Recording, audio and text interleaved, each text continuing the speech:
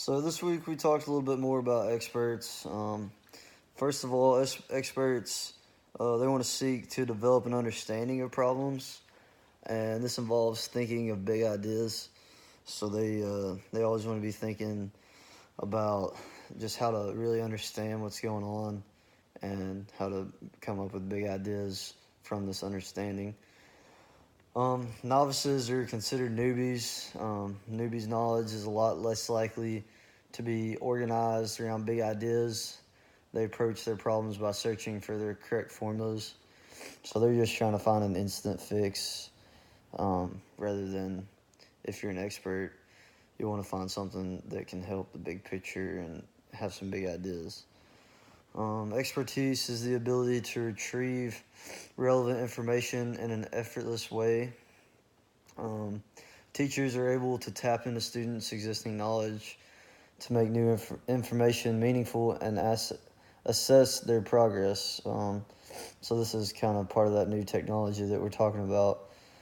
They can look into their system and get a feel for who needs help with what and how everybody's doing in the class. Um, Overly contextualized knowledge can impair transfer.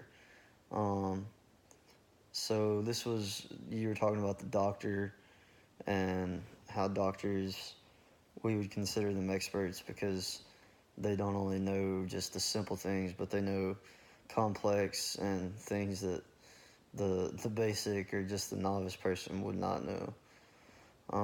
Understanding is a result of our organizing of information when we learn.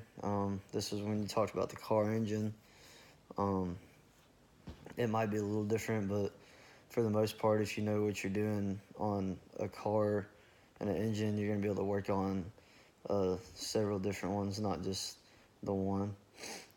Sometimes learners lack the experience needed to understand new information, thus it takes time for them to catch up through exploring new concepts. An example of this is kids in elementary school. Um, in elementary schools whose parents care versus those who really don't. So this is kind of just how having a parent and somebody who really cares about how their child is doing can help them learn and want to learn. A lot of the times that's the difference is if a kid wants to learn or if they just think that it's pointless, then they're not going to buy in and want to learn. Um,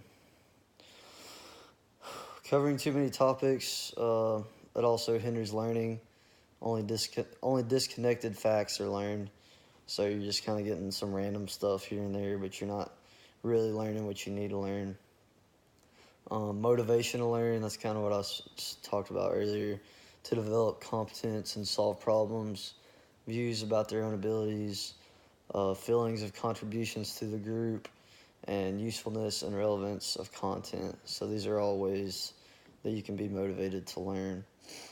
Um, a couple learning and transfer things we went over. Context is real world, authentic learning situations.